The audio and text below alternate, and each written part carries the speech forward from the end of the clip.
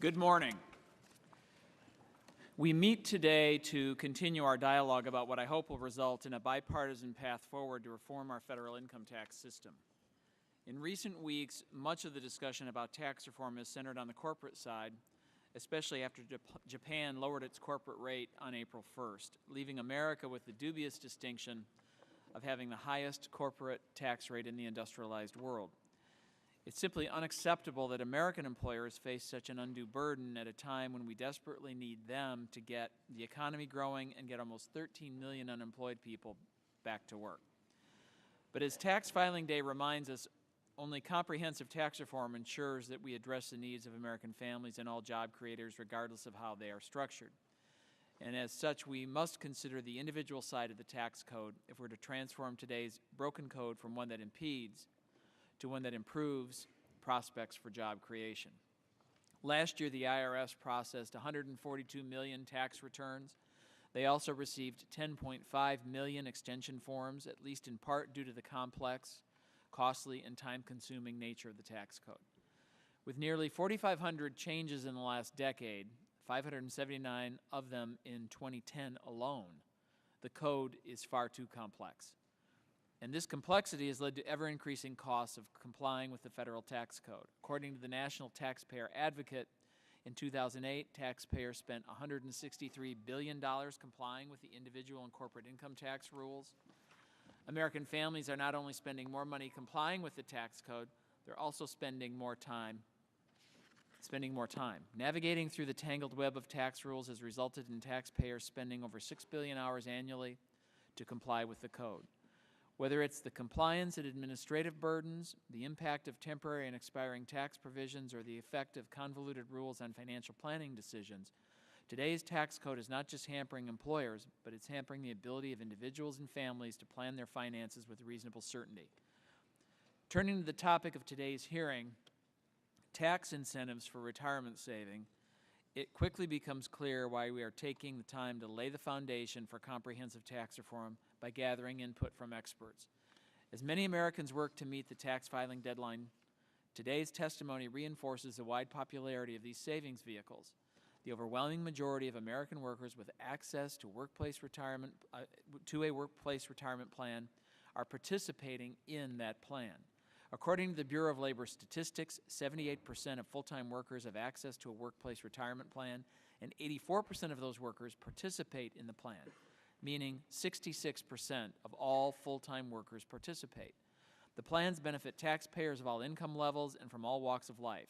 In 2010, over 70% of workers earning $30,000 to $50,000 participated in an employer-sponsored retirement plan, if such a plan was available to them, according to data from the Employee Benefit Research Institute. Similarly, IRS data indicates that 38% of those participating in defined contribution plans make less than $50,000 a year, while almost three-quarters make less than $100,000 annually. The proliferation of tax-favored retirement accounts has occurred as specific needs have led Congress to create new types of plans with different rules. Some, however, have questioned whether the large number of plans with different rules and eligibility criteria leads to confusion, reducing effectiveness of the incentives and increasing retirement savings. In addition, many commentators have offered ideas for increasing participation in retirement plans and better targeting the incentives. These ideas range from simplification and consolidation of existing plans and accounts to changing the default rules governing whether an employee participates to additional incentives such as the saver's credit. As the committee continues its work toward comprehensive tax reform, it's important to keep in mind that these savings vehicles affect average people who depend on these resources for their retirement, and we must ensure that we do not inadvertently take steps that result in unintended consequences that could threaten the retirement security of ordinary families. As this committee considers tax reform, I believe there are three important principles to keep in mind when evaluating tax-favored retirement vehicles. 1, simplification. 2, increased participation, particularly by low and middle income taxpayers, and 3, whether the tax benefits are effectively and properly targeted. Regarding the first of these principles, in August 2010, the President's Economic Recovery Advisory Board, also known as the Volcker Commission, presented options for simplifying savings and retirement incentives in their report on tax reform options. These options are worthy of consideration and discussion. We also have an expert panel of witnesses before us today that will evaluate how existing tax rules measure up to these criteria. I'd like to emphasize that today's hearing isn't about drawing conclusions, but it is about making sure that as Congress approaches comprehensive tax reform, that we do so well armed with information. Washington has spent too much time in previous years acting first and asking later. That's proven to be the wrong approach. America's families and job creators deserve better than a trial and error approach to crafting policy. This is our opportunity to gather input and get the facts, and I look forward to the discussion. And I'll now yield to the ranking member, Mr. Levin, for the purpose of an opening statement. Thank you, Mr. Chairman. Welcome. Thank you for coming. Today's hearing is this committee's initial examination of what tax reform might mean for a very specific set of tax provisions, those designed to promote retirement savings. Tax-preferred retirement savings have benefited tens of millions of American families. The estimates of exactly how many vary, but most find that 40 to 50% of all workers are covered by an employer-sponsored retirement plan, some 60 to 70 million people. Employer-sponsored plans, including defined contribution and defined benefit plans, private and public sector, hold assets of $9.3 trillion, held that amount as of the end of last year, and an additional 49 million households hold $4.7 trillion in IRAs. The tax-preferred retirement system is voluntary. Employers are not required to offer retirement plans. But I think we'll hear today that employers basically understand the current system and that it works for them in terms of allowing them to offer retirement benefits to their workers. I note that most of this committee agrees with that. Mr. Gerlach and Mr. Neal have introduced a resolution essentially in support of our current system. It has been co-sponsored by 115 members, including 26 members of this committee, reflecting, I think, bipartisan agreement that these provisions are vital to encouraging retirement savings. That is not to say the current system cannot be improved. Of course it can be. Today, I believe we'll hear about several ways to do that, including proposals to expand enrollment in 401ks and IRAs and to expand the Saver's Credit. But what should be clear is that the basic structure of our current system should be preserved and that this structure should not be repealed to pay for tax reform. Tax reform should approach retirement savings incentives with an eye towards strengthening our current system and expanding participation, not as an opportunity to find revenue. I think one of our witnesses, Mr. Hardick, summed this up very nicely in his and your written testimony, and I quote, "The retirement savings tax expenditures should not be reduced or tinkered with to pay for other initiatives, whether inside or outside a tax reform process. Those funds are the primary retirement nest egg of millions of American families. They should not be taxed in order to finance more government spending, deficit reduction, or to offset other tax initiatives, including lower marginal tax rates." Finally, I want to just note that while today's hearing is focused on defined contribution plans, our retirement security policy in this country has traditionally been a three-legged stool, with personal savings constitute just one of those legs. The other two legs, defined benefit pensions and Social Security, are indeed also vital components of ensuring Americans' retirement security. So thank you again, and all of us look forward to your testimony. Thank you, Ranking Member Levin. And next, it's my pleasure to welcome the excellent panel of witnesses seated before us today. Today's witnesses have extensive experience studying or working with tax-favored retirement accounts, and their experience will be helpful as we take a look at how the complexities and in this part of the tax code affect individuals and employers. And first, I would like to welcome and introduce Dr. Jack Vanderhei, the Research Director at the Employee Benefit Research Institute in Washington, D.C. Dr. Vanderhei has been with the Employee Benefit Research Institute since 1988 and has published more than 100 papers on employee benefits. Second, we'll hear from Ms. Judy Miller, the Chief of Actuarial Issues and Director of Retirement Policy at the American Society of Pension Professionals and Actuaries. Ms. Miller has specialized in employer-sponsored retirement programs for nearly 40 years. And third, we'll welcome Mr. Bill Sweetnam, a principal at the Groom Law Group in Washington, D.C. Mr. Sweetnam specializes in retirement security at Groom and served as benefits tax counsel at the George W. Bush Treasury Department. And fourth, we will hear from Mr. David John, a senior research fellow in retirement security and financial institutions at the Heritage Foundation.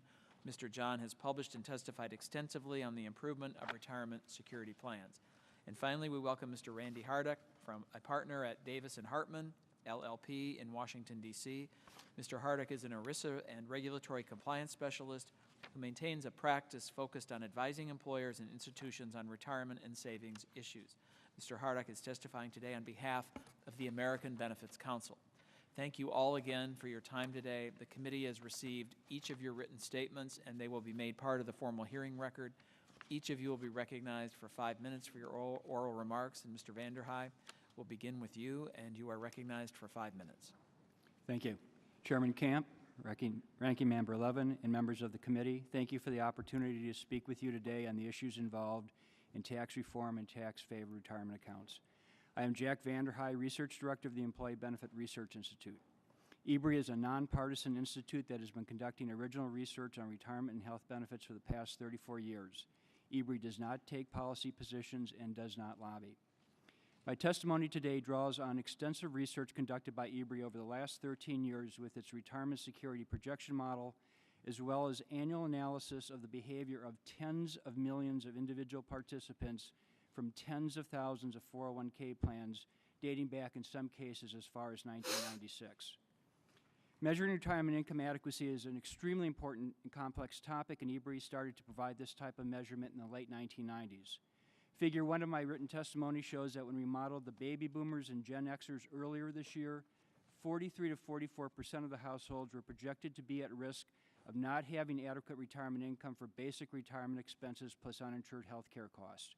Even though this number is quite large, the good news is that this is 5 to 8 percentage points lower than what we found in 2003. It would be my pleasure to explain in more detail later why American households are better off today than they were 9 years ago, even after the financial and real estate market crises in 2008 and 2009. But the short answer is the extremely positive impact from automatic enrollment in 401k plans. It's difficult to imagine any voluntary strategy more effective at dealing with retirement income adequacy than increasing the likelihood of eligibility in a qualified retirement plan. Figure 5 of my written testimony shows the importance of defined benefit plans for retirement income adequacy, and Figure 6 shows a similar analysis for 401k plans.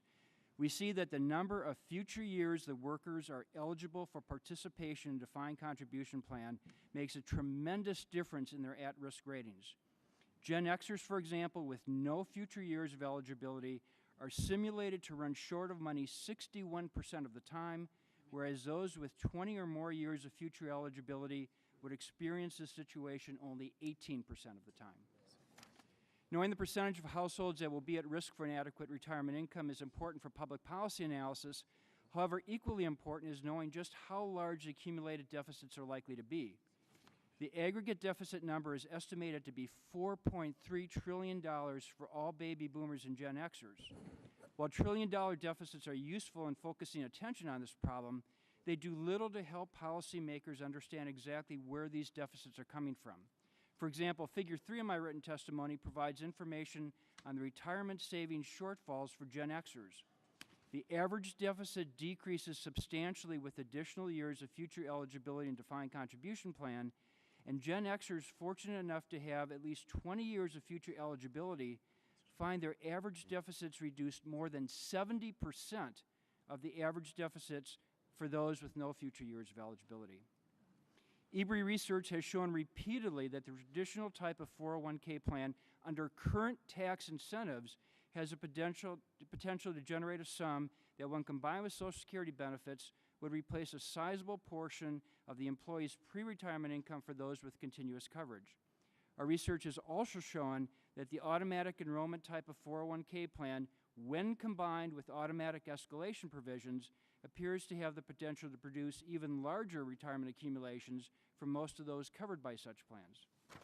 Recently, however, there have been proposals to modify the existing tax incentives for defined contribution plans by either capping annual contributions or changing the before-tax nature of employee and employer contributions in exchange for a government matching contribution. Last September, the Senate Finance Committee held a hearing that focused to a large extent on the second type of proposal. EBRI presented preliminary evidence at that time of the possible impact of such a proposal on future 401k accumulations.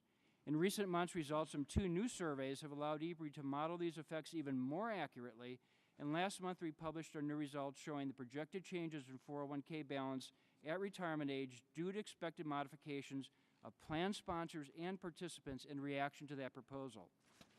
Figure 11 in my written testimony shows a 22% reduction in 401k balances at retirement for young workers in the lowest income quartile, those most at risk for insufficient retirement income. The results are even more dramatic for small plans. Figure 12 shows the average reduction for low-income employees in these plans are 36 and 40%. In conclusion, given that the financial fate of future generations of retirees appears to be so strongly tied to whether they are eligible to participate in employer-sponsored retirement plans, the logic of modifying, either completely or marginally, the incentive structure of employees or employers for defined contribution plans at this time needs to be thoroughly examined. The potential decrease of retirement income resulting from either employer modifications to existing retirement plans or employees reducing future contributions to these plans needs to be analyzed carefully when considering the overall impact of such proposals. Thank you, and I look forward to your questions. Thank you. Thank you very much. Ms. Miller, you're recognized for 5 minutes. Thank you, Chairman Camp, Ranking Member Levin, and members of the committee. I'm Judy Miller, Chief of Actuarial Issues and Director of Retirement Policy for the American Society of Pension Professionals and Actuaries. ASPA's more than 8,000 members work with retirement plans of employers of all types, but our primary focus is plans for small business. 2 key features distinguish retirement savings tax incentives from other incentives in the code: the deferral nature of the incentive and the non-discrimination rules that make employer-sponsored plans very efficient at delivering benefits across the income spectrum. First, unlike other tax incentives, incentives for retirement savings are deferrals. They are not permanent exclusions. When employer-paid health benefits are excluded from income or mortgage interest is deducted, those amounts will never be taxed. With a traditional retirement savings account, no income taxes are paid on contributions when they're added to the account, but those same contributions are included in taxable income when the amounts are paid from the plan. In other words, every single dollar that's exempt from tax now will be subject to income tax in the future.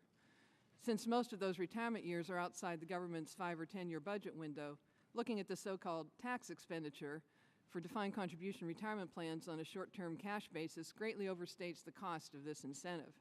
In fact, new estimates by former JCT staff show that a better measure of the expenditure for defined contribution plans is more than 50% less than the JCT cash basis estimate over a 5-year period. So as you consider these issues, let's not forget that this is a deferral. The amount of revenue you might think you're raising if you cut retirement savings incentives today is not real revenue gain. It's a bookkeeping fiction. The second distinguishing feature is the non-discrimination rules that make sure incentives for retirement plans don't discriminate in favor of the highly paid. The result is this tax incentive is more progressive than the current progressive tax code. Households making less than $100,000 pay 26% of all income taxes, but they get over 60% of the tax benefit of this incentive for defined contribution plans.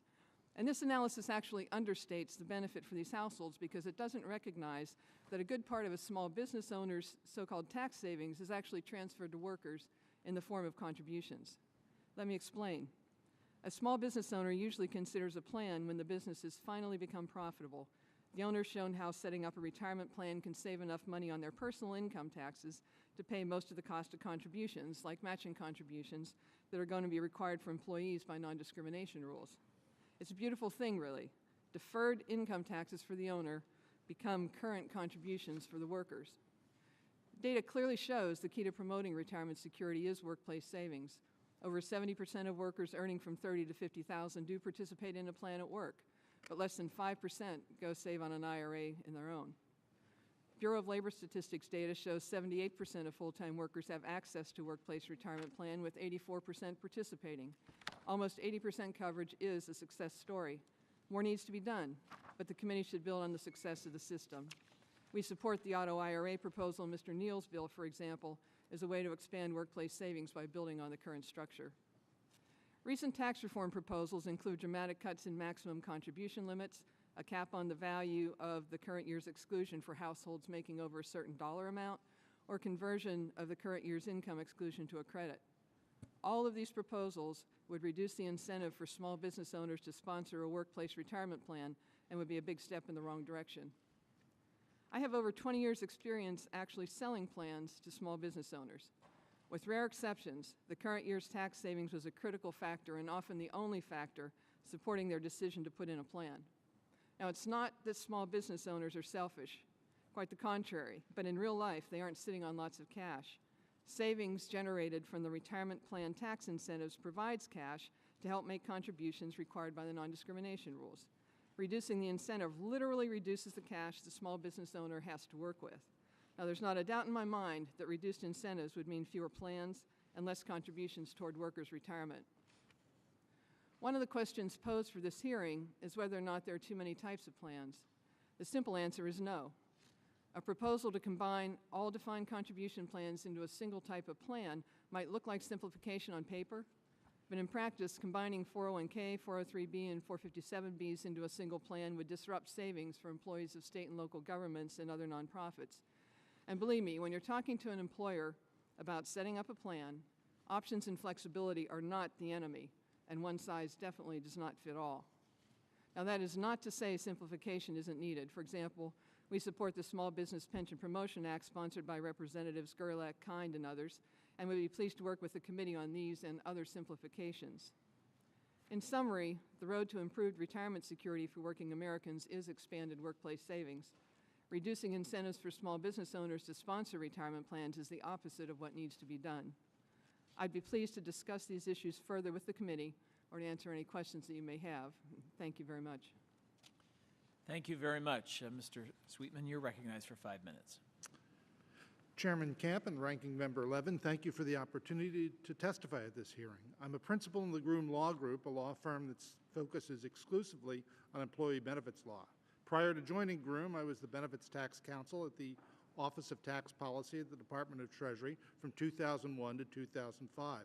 I will testify today about the simplification proposals for retirement savings accounts that we developed at the Office of Tax Policy and that were included in the Bush administration's budget proposals for fiscal years 2004 and 2005. Please note that I am speaking today on my own behalf and not speaking on behalf of the firm or any firm client in my testimony.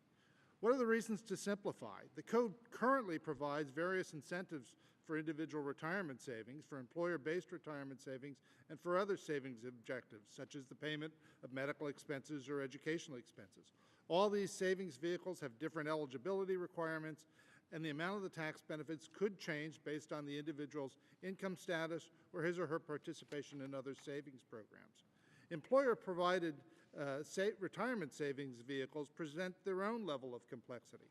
Under the Internal Revenue Code, there are a number of retirement savings vehicles that employers can adopt, including 401k plans, 403b plans, and 457b plans. Some rules vary depending on the type of plan, and there are limitations on the type of entity that can adopt certain types of plans. Multiple non-discrimination rules add complexity to the administration of these plans. While non-discrimination rules are a means of making sure that lower-paid employees share in the benefits provided under these savings plans, some commentators argue that the level of complexity is excessive in relation to the benefits that lower-paid employees receive. The administration's 2004 budget proposal outlined a simplified system of retirement savings with only 3 types of tax-favored vehicles: lifetime savings accounts, LSAs, retirement savings accounts, RSAs, and employer retirement savings account, ERSAs. Lifetime savings accounts. Individuals would be able to contribute $5,000 on an after-tax basis to an LSA. Amounts contributed would grow on a tax-free basis. There would be no income limitations on who could contribute to an LSA. Distributions from these accounts could be made at any time, regardless of the individual's age, and could be used for any reason by the account owner. Those individuals with limited means to save might be more willing to contribute to an LSA because they could access the money saved in the LSA in the event of an emergency, which is different than making contributions to a retirement-based system. Our next was retirement savings account, RSAs. Individuals could contribute $5,000 on an after-tax basis to an RSA, with account earnings growing on a tax-free basis. Like the LSA, no income limits would apply to contributions to an RSA. Qualified distributions, i.e. those made after an individual attained age 58 or in the event of death or disability, would be tax-free.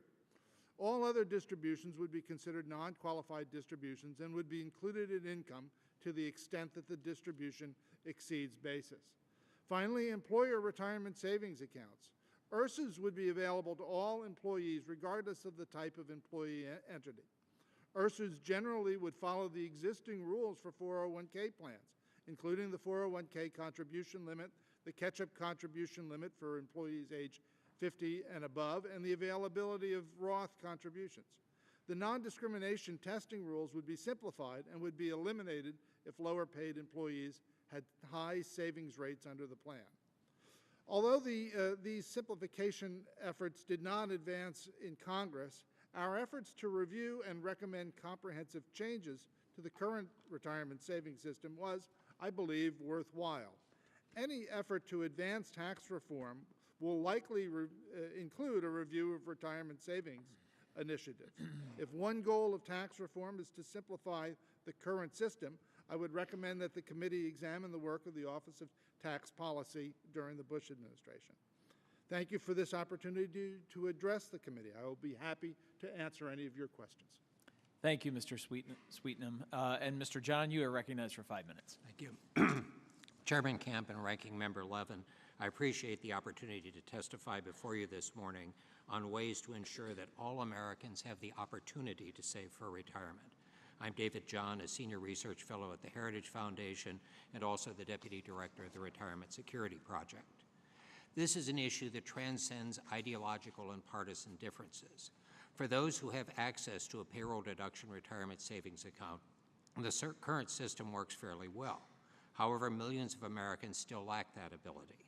In theory, they could save it in an IRA, but as Jack and Judy have shown, only a maximum of about 5% actually do so on a regular basis. Many of these workers who lack the ability to save through payroll deduction are part-time employees of smaller businesses, women, members of minority groups, younger workers, or all four. Social Security, even if it was fully funded, only provides about half the retirement income needs of an average income worker.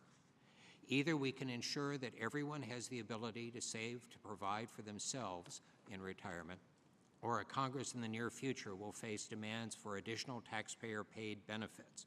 Those demands will be very hard to resist. Ensuring that all Americans have the opportunity to save will require some hard decisions. The proposal developed by Mark Avery, who was then at Brookings, and I for automatic IRAs would provide a relatively simple, cost-effective way to increase retirement securities for millions of Americans. The automatic IRA would enable these Americans to save for retirement by allowing them to regularly contribute amounts from their own paychecks to an IRA. The plan is simple for both employers and employees. Employees would be automatically enrolled into their employer's automatic IRA. Automatic enrollment is a process that is proven to build participation, which employees like, and under which employees have complete control, ultimately, of their own retirement savings decisions. To avoid confusion and to keep costs low, all automatic IRAs would offer 3 and only 3 investment choices. For employers, the plan is also very simple. They would be asked to do the same thing they now do to withhold income and other taxes from an employee's paycheck, except that the money would go into an IRA instead of to the Treasury. Employer contributions would neither be required nor permitted. Employers would not be required to comply with ERISA rules or other types of regulations that apply to 401ks or a variety of other things. These simplifications eliminate almost all the cost associated with an automatic IRA. But the plan also includes a tax credit designed to cover any remaining startup and administrative costs. While the automatic IRA is especially valuable for new savers, it would be equally valuable for older savers who change jobs from a company that offers a 401k plan to a smaller company that currently has no type of retirement savings plan. Right now, these workers tend to have gaps which cripple their ability to build retirement security. However, under the automatic IRA, they could roll their 401k type accounts into the automatic IRA and continue savings. That would also work if they went to a larger company. This is not a partisan or an ideological proposal. The concept has been endorsed by a number of varied publications such as National Review and the New York Times. It has been endorsed by significant conservative and liberal officials and other types of officials. Earlier this year, Representative Richard Neal introduced H.R. 4049, the Automatic IRA Act of 2012. While the Heritage Foundation, as a 501c3 nonprofit, does not and cannot endorse any legislation, let me say that the policy contained in his bill would significantly improve our retirement savings system. My written statement also discusses the value of simplifying current confusing series of retirement savings accounts so that ordinary Americans and employers can better understand them. In addition, my statement discusses two modest proposals. First, to use tax information to encourage taxpayers to consolidate their retirement accounts if they desire to do so. And second, to include Social Security Administration on an annual 401k or IRA statement so that the account owner has a complete picture of their expected total retirement income in time to make a change so that they could actually increase savings and improve their potential outcome. It also discusses the desirability of allowing multiple employers to share a retirement savings platform and a thought or two about the tax treatment of retirement savings. I'd be happy to discuss them at any point. Thank you for giving me this opportunity to testify. I look forward to your questions. Thank you very much. Mr. Hardock, you're recognized for 5 minutes. I think your microphone, thank you. Thank you for the opportunity to speak with you today on behalf of the American Benefits Council. I'm an attorney with over 30 years' experience specializing in retirement plans. I served as Benefits Tax Counsel at the Treasury Department and was the Senate Finance Committee Tax Counsel responsible for retirement issues during consideration of the 1986 Tax Reform Act. This committee, the Ways and Means Committee, has been responsible for every major improvement in retirement savings. That includes the Bipartisan Retirement Security Act passed in 2001, the legislation that established the successful framework for defined contribution plans and IRAs that is still in place today. That 2001 bill was co-sponsored by you, Chairman Camp, by you, Ranking Member Levin. We thank you both for that. It was co-sponsored by every senior Republican still serving on this committee and by 10 of the 15 Democrats now serving on this committee. It was co-sponsored by Speaker Boehner, Minority Leader Pelosi, Majority Leader Cantor, and Minority Leader Hoyer. Promoting retirement savings is an area where Republicans and Democrats have long been able to agree, and we urge you to continue your support in the context of tax reform. The current retirement system is working. It's working for the almost 80% of full-time employees with access to retirement plans at work. It works for the almost 100 million Americans who have saved through workplace retirement plans or IRAs. So the first and most important principle to consider when you discuss tax reform in the retirement system is do no harm. In 2012, 80% of households with defined contribution plans said that tax savings were a big incentive to contribute. Almost half said they would not contribute at all to any retirement savings if it weren't for their defined contribution plan. Today, coverage and non-discrimination requirements, the Savers Credit, and various other rules ensure that the benefits in defined contribution plans are delivered fairly across all income groups. Current rules also provide balanced incentives that encourage business owners to voluntarily maintain retirement plans and encourage employee participation.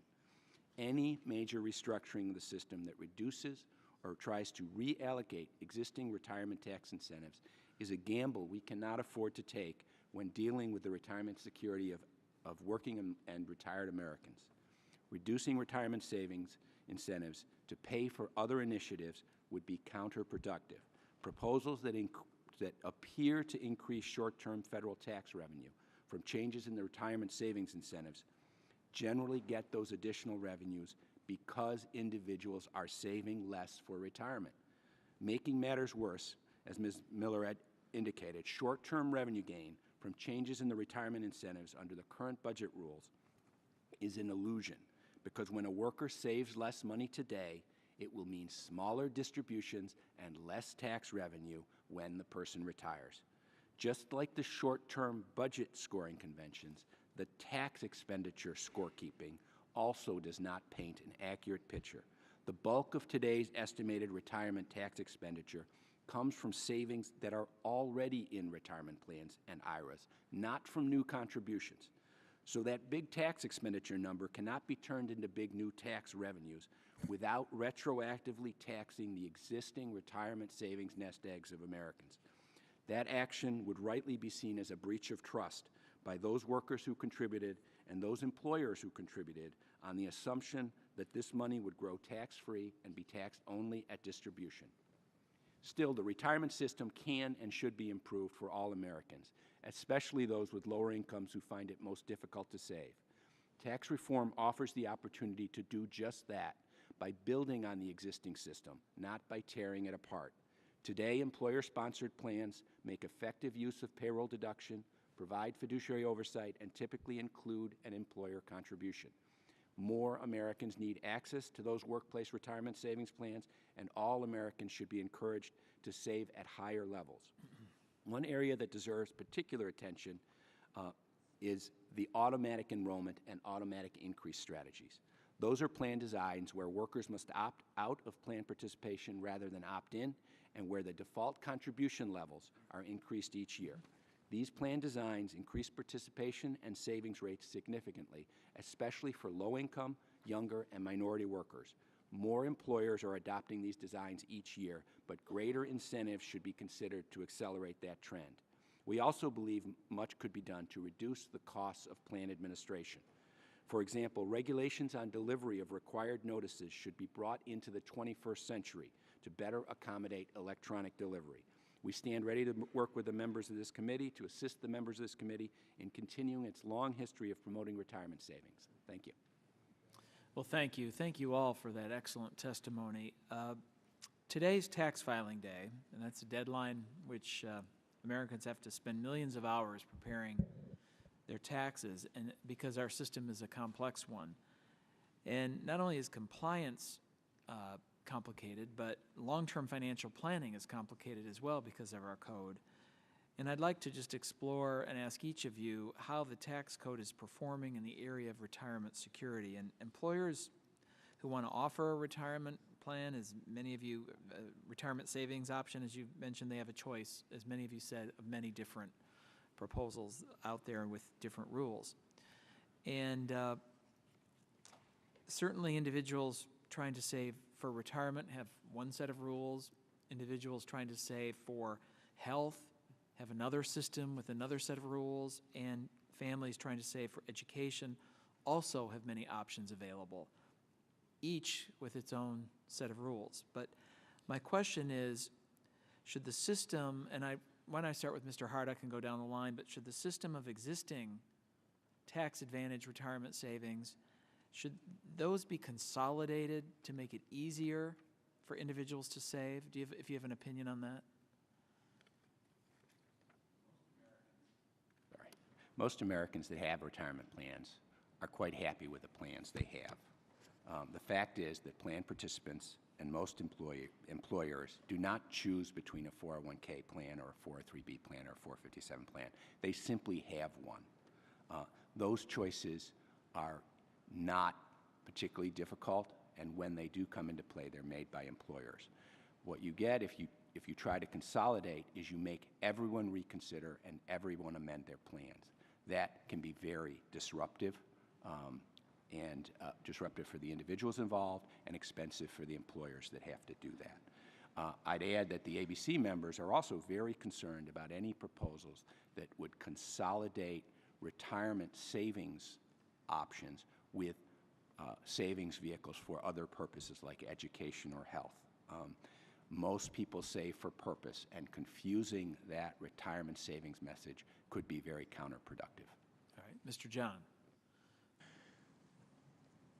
I understand what my colleague just said, but the fact is, when we talked to multiple small businesses and the like, the number of different types of savings plans and, frankly, they're rather confusing numbers and names caused a fairly great anxiety among small businesses that were considering starting some sort of a plan, especially the ones that were fairly early in that process. So something that would consolidate, something that would simplify, not the least of which, as I say, it's a simple marketing technique, just changing the name of the blasted things. I mean, what is a 401k when it comes right down to it? Would be exceedingly useful. There's another aspect to this, though, which is that you referred to savings for different things. And as you pointed out, there are a wide variety of different types of advantages or tax code treatments of this. It would actually be much simpler if you just treated all real savings the same way and exempted it from income without necessarily having to have one level for a 401k, one for college savings, one for various and sundry other savings. Savings that is not consumption is actually an exceedingly valuable thing and should be encouraged. So to the point that you look at simplification, it's not just the matter of the accounts, it's the matter of savings itself. All right, thank you. Mr. Sweetnam. Thank you. Well, let me first focus in on the individual retirement savings vehicles. First off, I think one of the things that we tried to do in the administration's proposal was to eliminate the income limits, because when you had those income limits, you really weren't quite sure whether you were eligible to make a contribution to an IRA. In fact, if any of you remember, prior to the income limits being put on, banks used to stay open on tax day until midnight in order to accept people's IRA contributions. There used to be lines in banks to make IRA contributions on April 15th. Once we put in the income limits, those lines went away. So I think that was one of the things that we tried to do in our proposal. The second thing that we tried to do, and I think David alluded to this, was with our RSA and LSA proposal. Our LSA proposal was a means for people to save for any reason and to pull money out of those accounts to use for any reason. I think one of the things that people have to realize is that people's savings needs change over time. Younger people may be thinking about savings, but they may not be thinking about retirement savings. I have a 30-year-old son now, and he is doing savings, but what is he saving for? He's saving to buy that house, which I think would be a really good thing.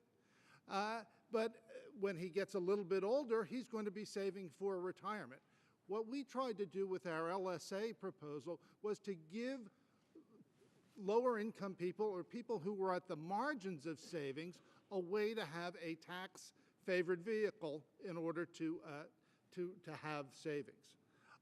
On the retirement side, I think one of the things that you've seen, I've probably been practicing as long as Randy, and what we have seen over the years is Congress legislating to make the differences between the various types of retirement plans less and less and less. And so that what we were trying to do in our proposal was just take that final step. We had all of the plans have the same contribution amounts. We just said, let's just take the final step and eliminate the various code differences between the two. But Congress has been going that way over the last few years. Right. Thank you. Ms. Miller. Thank you. I'd like to focus on the employer side of this, and I think it actually ties into the individual too, in that, when you're talking to a small employer, it really isn't that confusing. I mean, if you pull somebody that's not thinking about a retirement plan and say, here's this, this, this, but if you're actually talking to an employer saying, do you want to put in a retirement plan, you're really saying, do you want to have an IRA-based plan, or do you want to have one that has a trust that your employees are more likely to leave the money in? If you put your money into a 401k, for them, they can't pull it out right away. If you put it into a simple plan, they might run off with it. So you're drawing those distinctions.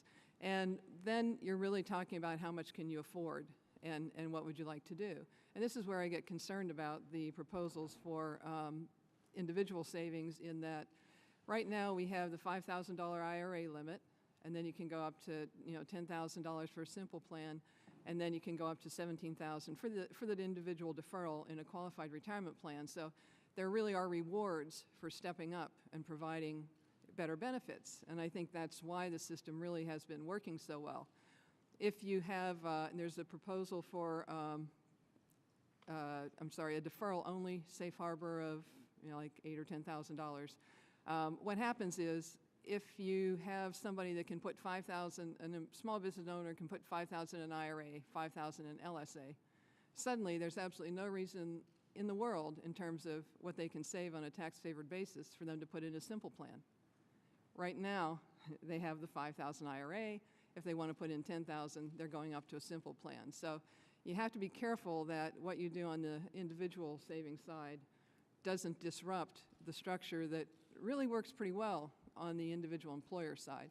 And I think when you look at it from an employer's perspective and selling them a plan, there are options, there are things you can do, as opposed to the IRA charts at the beginning of Bill's testimony, where it's basically telling you when you can't do something.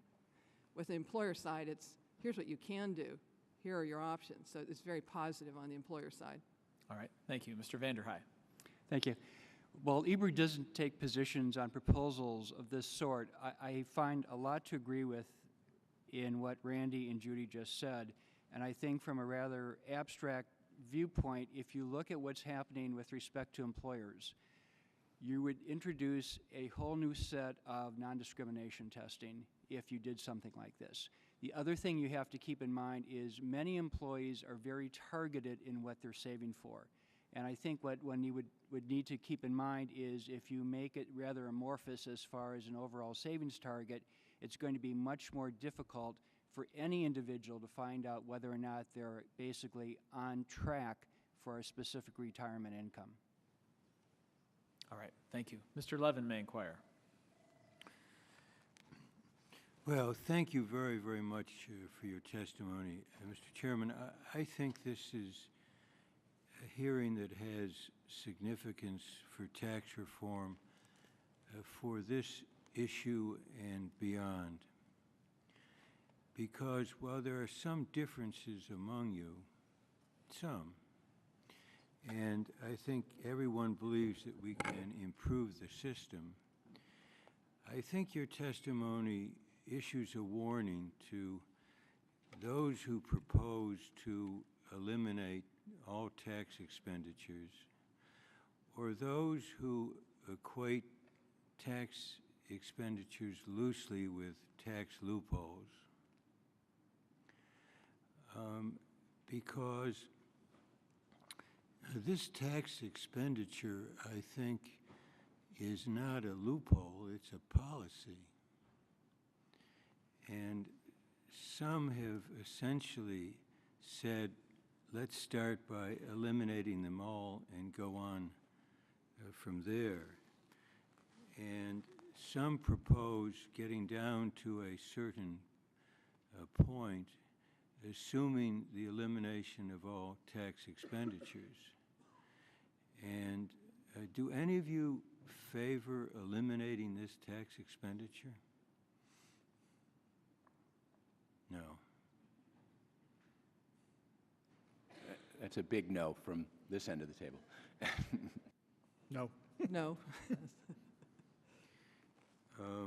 And I'm not sure that this is quite the way to put it, but Mr. Hardock, you said here, after talking about the importance of this retirement savings, you say, for that reason, the first and most important principle we urge this committee to consider in the context of tax reform is do no harm. I'm not quite sure I would put it that way, but maybe surely as to this area, I think that's true, and the same is true in other areas relating to policies embraced in tax expenditures. So maybe I'll leave it at that, except to say, Mr. Sweetnam, I think there is a distinction between what you save for, and I'm all in favor of support, for example, for education purposes and for buying a house. I think the proposals to eliminate the present provision on purchasing a house on home ownership, again, eliminating that without reference to any income level or anything else is a mistake. But I do think you all feel that the retirement structure is more or less working, while we need to improve it. And I think we need to be careful not to lump everything together and lose the emphasis on having a strong Social Security system, which is added to by savings for retirement. I think we need that combination, and I think we want to drive home. You mentioned that the percentage now saved for retirement has improved a bit, but we need to try to build that up, not by eliminating Social Security, but adding on to it. So I really think your testimony has importance today for this issue and all other issues relating to tax reform. We need to look at it, but with care and not with such broad strokes that we would sweep away a system like retirement savings that is working, basically working. Thank you. May I Thank you. respond?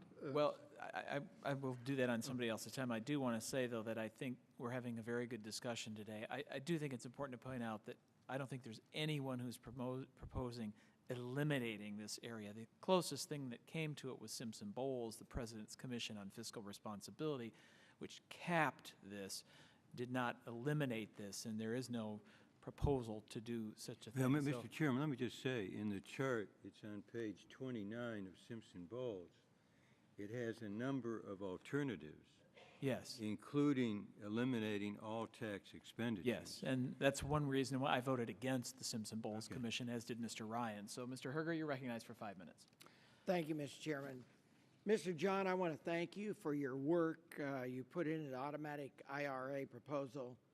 As someone who comes from small business background, I know the first question that many small business owners will have about any kind of mandated automatic IRA is, what is this going to cost me?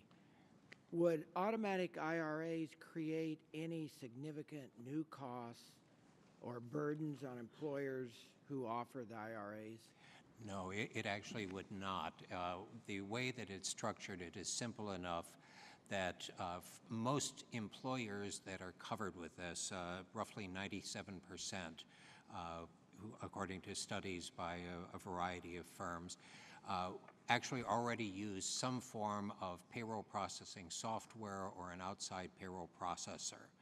And for those, having had many discussions with both of those industries, this would just simply be a new module that would be added. Plus the fact there is a tax credit. The tax credit has two components to it. One part which applies for 2 years, which would cover any capital costs of setting up an auto IRA, and the other which would last for 6 and could be extended if Congress chose to do so during that period of time, would provide a certain amount to cover the costs of actually putting employees on and off this system. It's a very simple, easy to understand system, and we found a major insurance company did some market research with employers for us, and they found that the more they discussed it with the employers, the stronger the employer support for the proposal went up.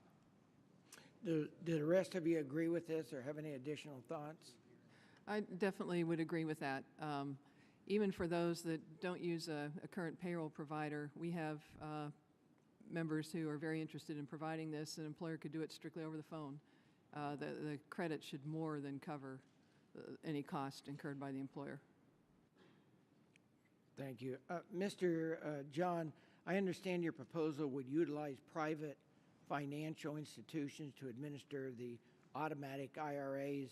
In the past, there's been proposals to create personal retirement accounts that would be administered by the Social Security Administration, and some might argue that it would be simpler for small businesses to, if this could be tied into the existing payroll tax withholding process.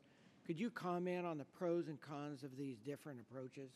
Sure. This is this is completely separate from the proposal in 2005 and before to set up personal retirement accounts in Social Security. There is a private sector funds management industry which works exceedingly well. We don't see any reason to supplant it by a government entity for that.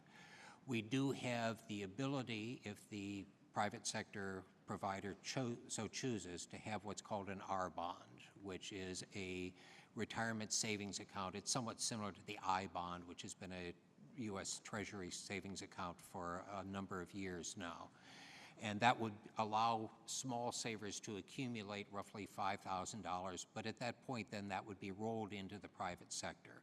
We feel that the private sector is going to be more innovative, it's going to create more jobs, and frankly it will do a better job of keeping costs lower. Thank you. Thank you, Mr. Chairman. Thank you. Mr. Teaberry. Thank you, Mr. Chairman. Thank you for holding this hearing today and your leadership on these issues as well as overall tax reform. And as someone who has been interested in pension and retirement issues since I've been here, I look forward to working with you, Mr. Chairman, and others on this issue. I think strongly that we need to make sure that Americans have the tools and the education necessary to feel as though they can make the right choices with respect to retirement. And one of our panelists did a study with the Employee Benefits Research Institute, and only in that study, Mr. Van der Heij, only 14% of Americans are confident they'll be able to afford a comfortable retirement in the study that you did, and more than half of all workers reported that they have not calculated how much they will need to live during retirement, and you're nodding your head in agreement. Those are pretty unbelievable numbers. And I find out there anecdotally, I have a friend of mine who's a lawyer who took a 401k plan and put it into an IRA, and then ultimately put his IRA into a real estate investment that he has a third party, pretty sophisticated, and doing really well according to him, versus others who have not quite an understanding of how much, it was been talked about before, how much they can put in because of the contribution limits or what they can put it in. My question to all of you, and start here on my right, is whether it's simplification, whether it's reform, whether it's whatever it is, how do we get more Americans to change that 14% number so they have a better understanding and can make better choices and can have that 14%, so we can have 14% number be something substantial, like 75% of Americans feel they comfortably can live in retirement and understand what they need in retirement. How do we get there as policymakers, starting here? Well, I like to think of the American people as falling into three buckets. There's the folks who really aren't going to save no matter what you do. If you force them to save, they'll borrow more money somewhere else. There's the folks I call the squirrels who will save no matter what. That's my mother. And then there's almost everyone else, certainly including me, that wants to do the right thing, knows they need to save, doesn't know quite how to do it, doesn't want the government telling them how to do it, but wants to do the right thing. Strategies like auto-enrollment and auto-escalation send a signal to that vast group of people that these are the levels you should be achieving to get to a retirement security. So I go to Bill, whose son is saving for his first home. Well, my son asked me, should I, I want to buy a home too. He's 25 years old, and I got this 401k plan at work, and there's a match. And I'm like, put the money in the 401k plan first. And that goes back to the issue of, do people save for retirement? We need to set up structures and incentives that let people know how much to save, and we'll see Mr. Vanderhei's numbers for the Gen Xers and others start to go up even more by starting them young and getting them involved and getting into the habit of saving and ultimately changing the culture of saving. Thanks, Mr. John. I actually have four thoughts in this, and they repeat, and I imagine you're going to hear much of the same thing here. Number one is, obviously, everyone has to have access. If you don't have access, we can talk all we want about doing it on your own, but 95% of people don't. Second is, of course, start young. That's absolutely crucial with that. Another thing is the auto structures, auto enrollment, and in particularly auto escalation. And one of the things that this committee can do as part of its discussion of tax simplification and tax reform is to look at the 3% default rate for auto enrollment. There are a number of studies out there that show that people will have precisely the same participation rate if it's 5%, 6%, and the like to start. People think that they are doing the right thing, and that 3%, since that's the way it starts, that must be the right amount for them to save, and they find themselves in a trap later on. Streetman? One of the things that we were looking at when we did our retirement simplification proposals is that we thought that we were trying to harness the industry to do a lot more advertising with regard to savings. And one of the things that we looked at was, by eliminating the income restrictions for IRAs, there would be advertisements to get people to come in and do this. We actually saw this happen when Congress enacted the Roth IRA. I was working for Senator Roth's staff at that time. And when the Roth IRA was enacted, we saw for all different types of IRA savings additional, because everybody was promoting it. All right. Thank you. I see we're over the time. Mr. McDermott's recognized. Thank you, Mr. Chairman. I think it's a very important hearing to have to talk about. And I agree, Mr. Teaberry and I probably come at the same concern over having people's security. But I fly back and forth from Seattle, where United Airlines has its largest base, its oldest base. Most of the flight attendants are about 55 to 60 years old. And one of them told me a story, and I'd like you guys to respond and ladies to respond to this. Her husband worked for a big bank in Seattle, Washington Mutual, and one day they closed the bank, and he lost his entire 401k. Boom, gone. All gone because it was invested in the bank, right? Because he was required to invest it in the bank. Now, she flies for United Airlines. They've gone into bankruptcy twice, and each time they go into bankruptcy, the first thing the bankruptcy judge does in response to the company's pleadings is to scrape off the retirement.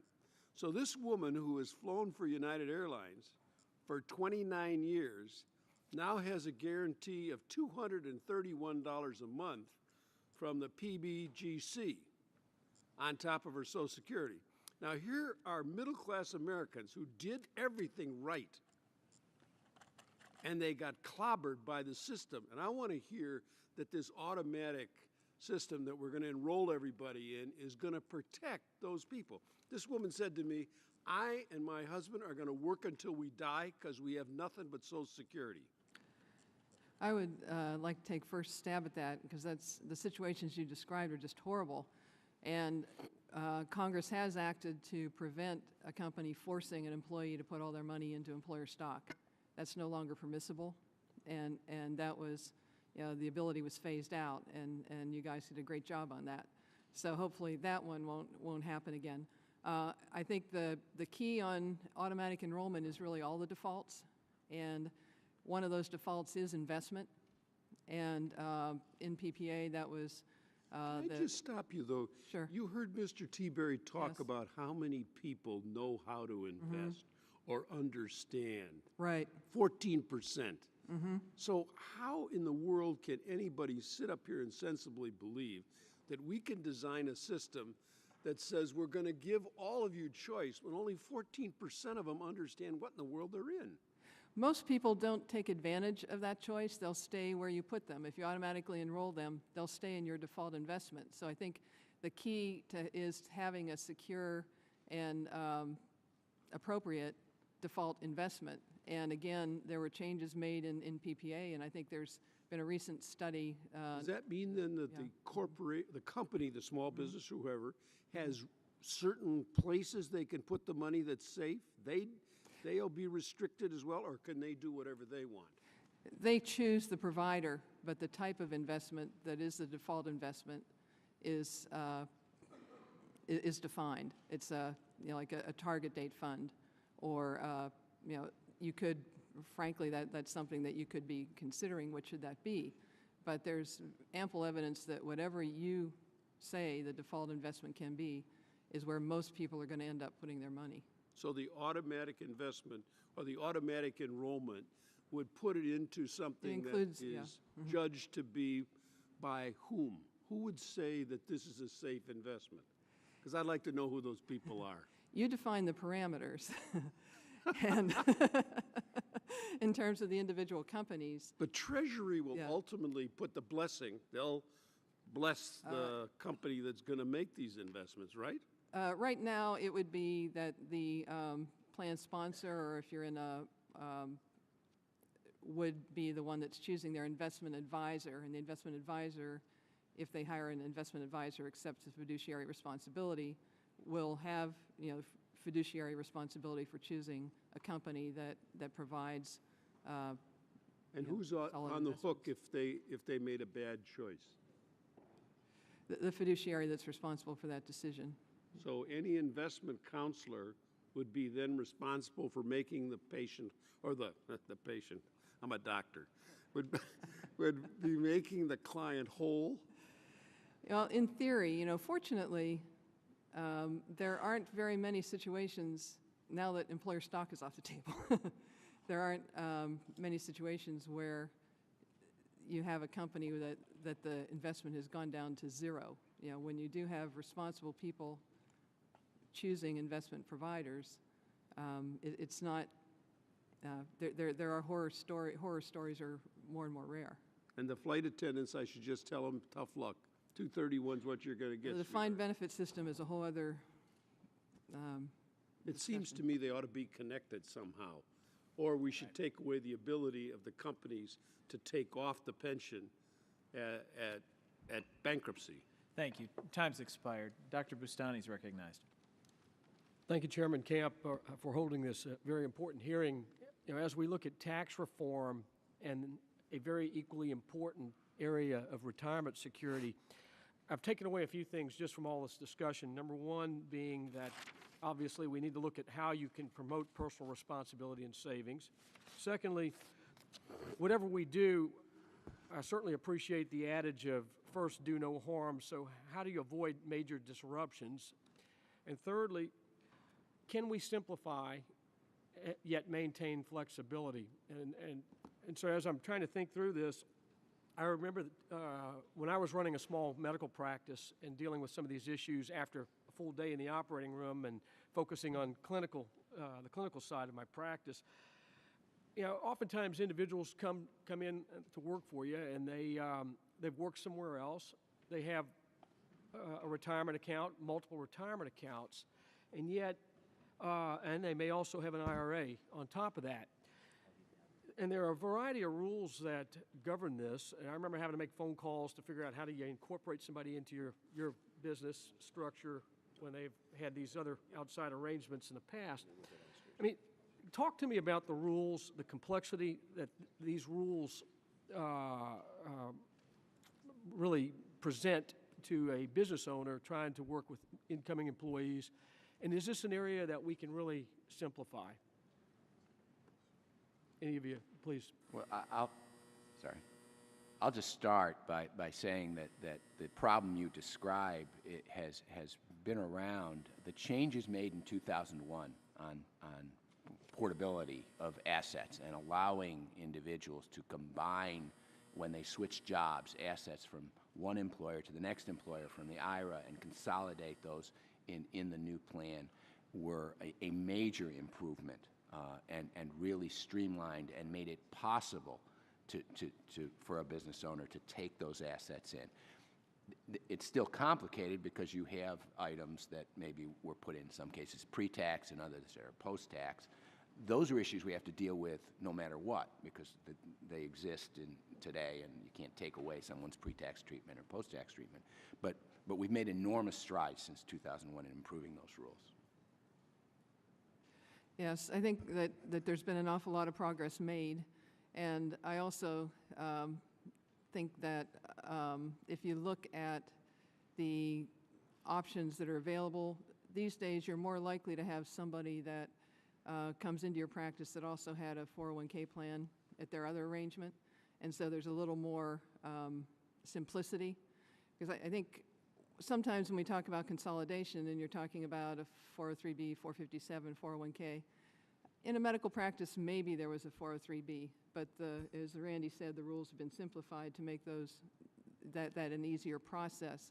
But in most instances, you now will have somebody coming from a similar type plan into your current arrangement, and I think that really smooths it.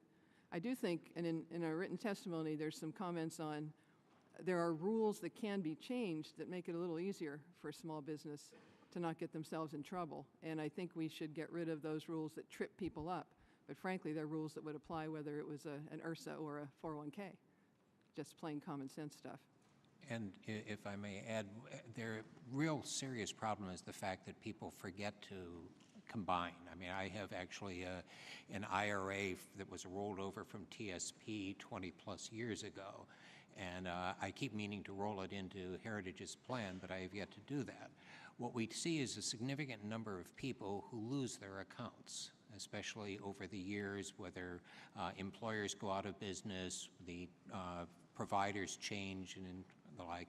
And there is a suggestion in my written testimony about a way to use tax information to enable people to find their lost accounts and to encourage them to combine them. Thank you. And one last question. Are there incremental steps that would make it easier for employers to offer annuity options as part of a defined contribution plan?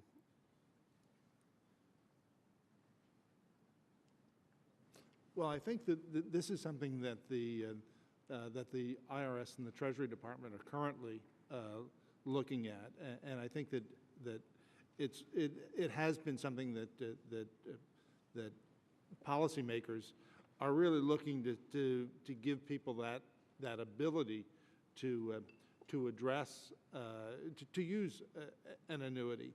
Now, I'm not speaking for the current Treasury Department or the IRS, but I think what they've been trying to do is to eliminate some of the difficulties under the current law to go and to move into an annuity product. And that's something that I think policymakers have been looking at over a number of years. Thank you. Thank you very much. Ms. Jenkins is recognized.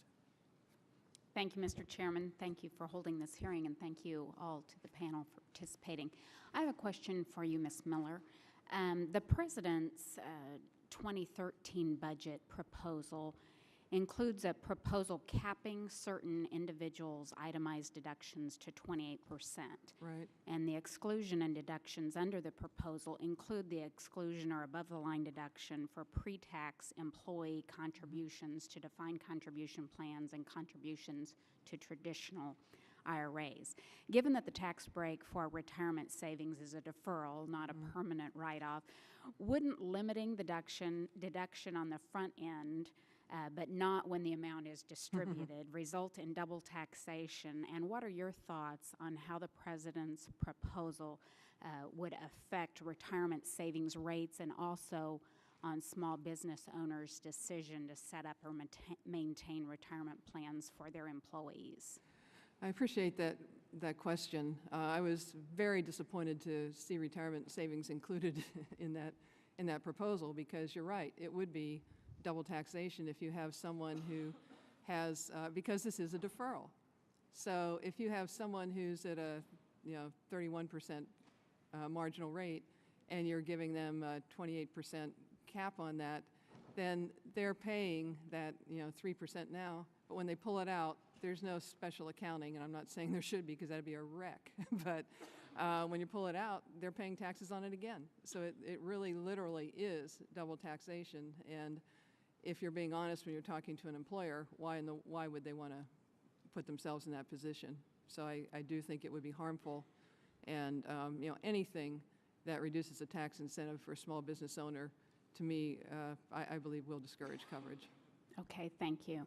And Mr. Sweetnam, your testimony mentions that following the Bush administration's proposal simplifying this area, many interested parties were concerned about the proposal, resulting in fewer savings opportunities being available to small businesses, causing them to opt out of offering an employer-based savings vehicle. You also mentioned that the 2005 budget proposal addressed some of those concerns. Can you just elaborate for us on what you heard during your proposal and what changes you made to the 05 budget? And if Congress were to move forward on meaningful reforms, what are some of the transition rules that you might advise us to keep in mind? Well, the two big things that were problems was one, in 2004, we had the LSA and the RSA contribution amount at $7,500, and we reduced it to $5,000. And what we had heard from some of the policy folks, particularly ASPA being one, was that by having that high of a tax-favored savings amount, some smaller business people might say, well, you know what, I can put in $7,500 in my LSA, $7,500 in my RSA. I don't need, I've sheltered everything. I don't need any further savings through an employer-provided plan. The other thing that we did was in our ERSA proposal, we tried to simplify some of the non-discrimination rules. And one of the things that we did was we pulled out, we eliminated all of the various testing methodologies that are currently available, thinking that was that was simplification. Well, as I think Judy has said before, one person's simplification is another person's opportunity to make various changes, and so we listened to them, and we what we did was we just reduced the general complexity of the test. We didn't reduce some of the opportunities that small businesses would have in order to create more flexible types of plans. Okay, thank you. I yield back. Thank you. Mr. Neal's recognized. Thank you, Mr. Chairman. Mr. Chairman, I've had a long-standing issue and I think pretty strong credentials in this area. Just to recount pretty quickly, I worked with Bill Thomas before he was the chairman of this committee on raising IRA rates. If you recall, that was not a favorite of Mr. Rostenkowski at the time, and carried the RSA proposal for the Clinton administration with Bob Rubin, recalling that the Clinton proposal, in terms of differentiating itself from the Bush proposal, was the Clinton RSA proposal was in addition to Social Security. The Bush RSA proposal was as a substitute for Social Security, and have carried this auto IRA issue for a long period of time. Now, I introduced this bill 5 years ago, and at least 3 of the panelists I know have already endorsed it, and I suspect the other 2 have some sympathy for it. Now, this proposal could raise the national savings rate by nearly $8 billion a year. Endorsed by Brookings, and now, with hard work from David John and the Heritage Foundation, we've developed this proposal. I've kidded David many times. It's not every day that a Massachusetts Democrat's legislation is endorsed by the Heritage Foundation. We've done just that. Let me tell you who else supports this legislation. The AARP, Latinos for a Secure Retirement, the Black U.S. Chamber of Commerce, Putnam, Prudential, Natixis, and I must say with some grave disappointment, since Phil English left, I can't get one Republican to sign on to this legislation. Mr. Herger, I thought, was headed in the right direction. He was headed in the right direction as he began to question Mr. John. Couldn't quite bring himself to say it was the Neal proposal, but came very close to going to the altar without saying, I do. Now, David, why does Heritage support this proposal?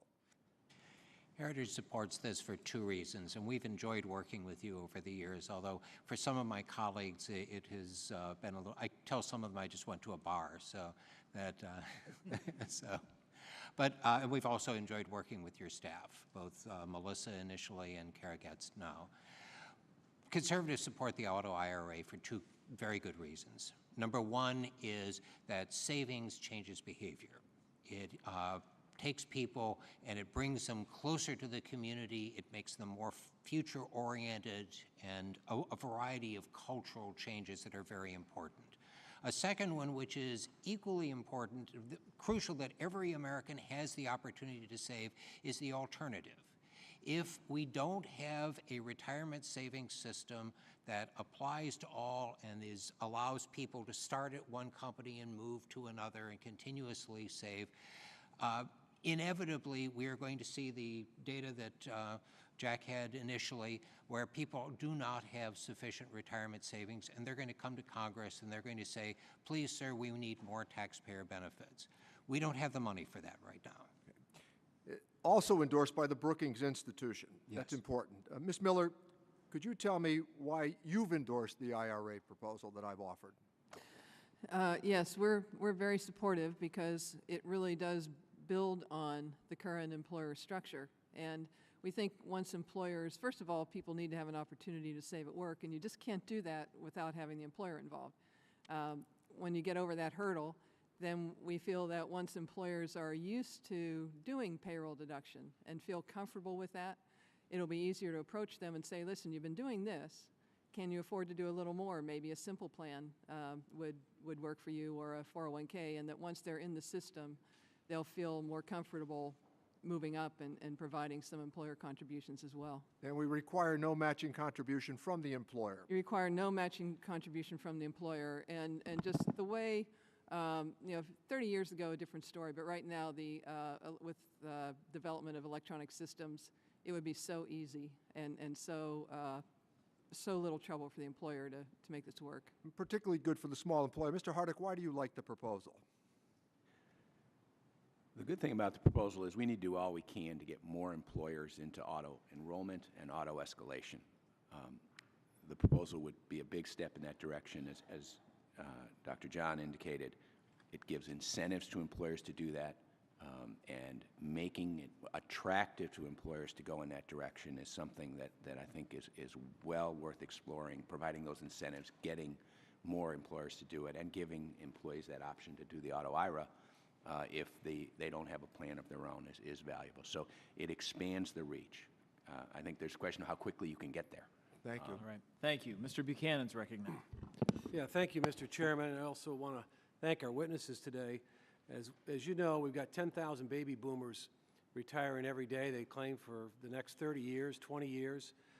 But a lot of them are very uptight, frankly, about, they're planning on retiring with all these concepts that they had, and now they're getting to the point where they can retire 60, 65. They don't know if they're going to have enough money, if they're going to get the return on the assets, because they like to put them in more conservative assets going forward. And then the other thing is they're not sure if, maybe one point they thought they're going to live to 75. Now my mother-in-law is 92, so they're all kind of what concerned about it. What can Congress do, do you think, if anything, to help bring a little bit more security and dignity?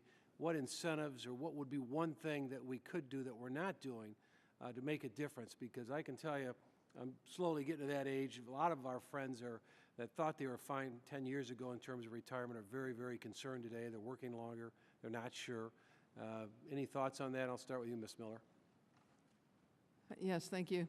When we're talking about baby boomers with such a short time frame, I think one thing that you should do is, when you're looking at tax reform, keep those catch-up contributions in there, because as a baby boomer, I can say that I'm a lot more conscious of how much I need to save now that it's too late, and it would be very good to keep those options there. I think looking further down the road, it's really important to engage younger people, and automatic enrollment and auto escalation are critical, but I also think that we need to look more at e-delivery of things. We're all very supportive of all sorts of disclosures, but when people get a stack of paper, they don't necessarily look. And if we could approach people more with something that's interactive, it'd be easier for them to plan, easier for them to get engaged, and really would like you to enable more electronic delivery. Yeah, Mr. John, would you comment? But let me just mention, I was reading, I think, in front of USA Today, they're talking about where they're at in terms of retirement. I think it was 60%. It was an enormous number that are just relying on Social Security, and they don't have much beyond that. It's pretty scary to think you've worked 40 years of your life and there's not something in place. Do you have anything you want to add to that? Well, let me add two things, if I may. First, of course, is that to take this as an object lesson. The fact is that if you've reached 55 or 60, you don't have nearly the flexibility that you used to have, and we need to make sure through the auto IRA and a wide variety of other things to make sure that this doesn't happen to the next generation. But we've got a second crisis that's coming with the baby boomers. The first one is going to be not having enough money, and the second is not managing it properly so that they run out of money at the time when they're 80 or 85. We need to very carefully examine the question of guaranteed lifetime income, annuity-type products, whether they're ones that kick in at the age of 80, whether they're ones that are purchased at the time of retirement, to make sure that we don't have the same individuals who are worried now even more worried when they're 85 and their bank account is empty. Okay, let me ask, I want to get one more quick question, and just in terms of Congress helping small business, I'm concerned there are a lot of small employers out there where employees would like to have some kind of retirement, they don't offer it. What, that's tax deductible. What incentive can we help with small businesses in terms of make sure that as many of them will provide some kind of retirement package, 401k or whatever else that's available out there? Mr. Hardock, do you have any comments on that? Yeah, I think this committee, I think many members of this committee, both Republicans and Democrats, have supported incentives, startup credits for small business to once again send that signal. If you set up this kind of plan, we will help you with that initial administrative expense. I think doing more on that front. I think Mr. Neal now has a bill in, but others on this committee have in the past supported that concept, and it could easily be expanded on, because that's where our problem is, in those small businesses that aren't covering, partly because of the costs. Yeah. Electronic delivery would help there too. It is amazing how expensive it is to send out all this paper. Yeah. Thank you, and Mr. Chairman, I yield back. Thank you. Mr. Marchin's recognized. Thank you, Mr. Chairman. Mr. Vanderhei and Ms. Miller, you both state in your testimony that despite what some may claim, studies show that current tax incentives for savings for retirement are quite progressive. What would be the effect on progressivity if you lowered the top marginal rate to 25%?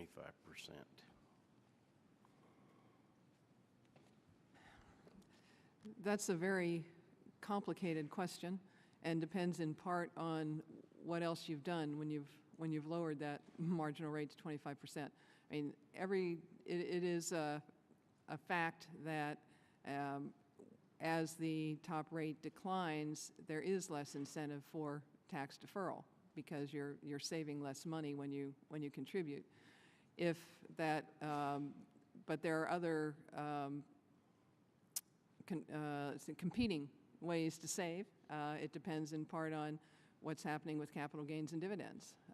If you have no tax to be paid on an investment, as David would like to see generally, then it becomes very difficult to incentivize an employer to put in a plan unless you specifically have a targeted tax credit or some other specific benefit to encourage that employer to put in a plan. So I think that this is something that is particularly sensitive to what else is happening. And that, but it is true that as the rate declines, the incentive, the cash that's freed up by putting in this plan also declines. And so you'll have to be careful not to give it a double hit, certainly, by also, maybe you need to increase the contribution limits in order to maintain an incentive there for employers to put in plans.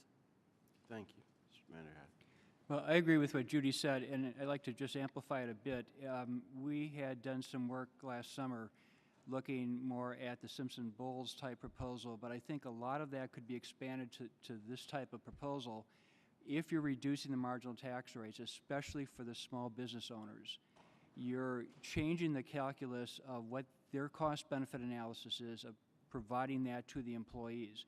And Judy has in her written testimony a graph that we worked on last year that actually shows, I believe we had as much as an 11% decrease in the number of small plans, defined as plans with less than 100 employees, because of the 2020 limits.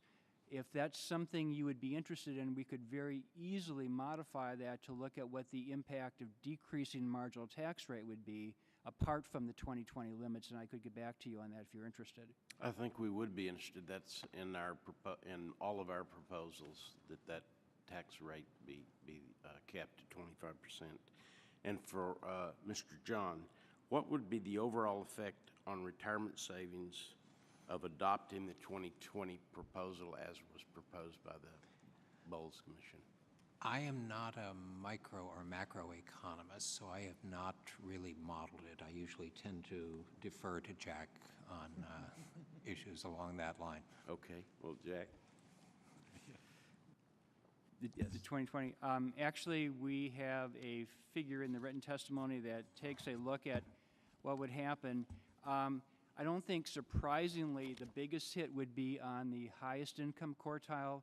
We found, for example, that people currently 36 to 45, if it were applied today, would have about a 15% reduction on average in their retirement balances. What I think comes as a surprise to many, though, is that the second biggest hit actually comes on the lowest income quartile. And that's because of the 20%, not the 20,000. And one thing that many people ignore is that oftentimes people will come back into the workforce later on in their age. They may be a spouse, and they may find that because of catch-up or whatever, they have the ability to put much more of their income in. We find that they are the ones who typically end up triggering the 20% as opposed to the high income who trigger the 20,000. But even for what we found for 36 to 45, almost 10% for the lowest income quartile, 10% reduction in average account balances because of 2020. I think that's actually understated for the lower paid because, small business owners, they would have about zero incentive for putting a plan in, and the safe harbor contributions they make for rank and file workers would be gone. And so I think that really understates the negative impact. Thank you, Mr. Chairman. Thank you. Mr. Thompson's recognized. Thank you, Mr. Chairman, and thank you for holding this hearing. I think it's extremely important, and it's an area where we ought to have a lot of common agreement This is something we can actually do to help people, a lot of young folks out there who could really benefit from some good work that this committee could do. I want to follow up on a couple of questions that were asked by other members. Mr. Buchanan asked about what to do to encourage small business folks to participate. And Ms. Miller, in your written testimony, you mentioned that employers who don't offer any sort of retirement plan for their employees cite business concerns. Can you elaborate on what those business concerns are? Sure. And did your research show any downturn, or any of the folks who were offering it, did they jettison those programs during this recession? Yeah, I don't have any data on that last piece, although our members certainly anecdotally, if a business goes out of business, obviously the plan's gone, and certainly as a small business, when your resources are drained, you will cut back on contributions, if nothing else. But when employers say they're not putting a plan in for business reasons, there are a few that are top line reasons. One is that they don't think the employees care. And if the employees say, give me cash, then the employer would rather just give them cash if they have it. The second is that if you're, small businesses are notorious for not lasting very long. And if you aren't sure you're going to survive, then you're hesitant to do something that really says, hey, I've arrived, I can plan long term too. And the third is the cost. I think there's some employers don't understand how inexpensive it is to actually set up a plan, but most commonly the issue is that they don't feel they can afford to make a contribution or to promise to make a contribution. And that's why really we're supportive of the auto IRA proposal, because it could get employers in without out-of-pocket costs themselves, and we'll think that they'll find that employees actually do appreciate it, and we can kind of get over a couple of hurdles at the same time. Well, I think Mr. Neal's bill would speak to that issue. Absolutely, Help yes. Yes. Go on public record. I told him just a minute ago that I would co-author the bill. I think it's a good one. Yes. Mr. John, you've done some research on retirement savings plans in other countries.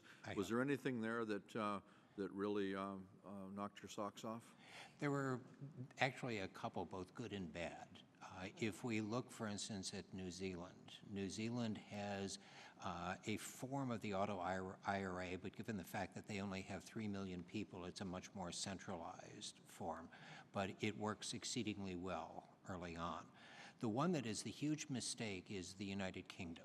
The United Kingdom went through, and back in 1997, then Chancellor of the Exchequer, Gordon Brown, increased the taxes of retirement plans by about £5 billion a year. The net result, obviously, was a collapse. The second thing that they did was that the UK continuously tinkers. They come up, they set up a program. They actually have a brilliant program called NEST, National Employment Savings Trust, that starts to go into effect this fall, except that the government just announced within the last week or so that now they're looking at a completely different approach. And what that does is to breed confusion and distress. So is there anything that we should take from the different foreign programs that you evaluated and look at putting in place here? The ones that work the best are the ones that have the broadest coverage and start people young and keep them saving throughout. Australia has a mandatory system which works exceedingly well. I'm not suggesting that the United States move to something along that line, but the broader the coverage, the better it is. And it is possible to do a very simple system like the auto IRA and keep it very cheap. Frankly, we studied overseas systems very extensively in developing it. Thank you all very much for being here. I yield back, Mr. Chairman. Thank you. Mr. Berg's recognized. Thank you, Mr. Chairman.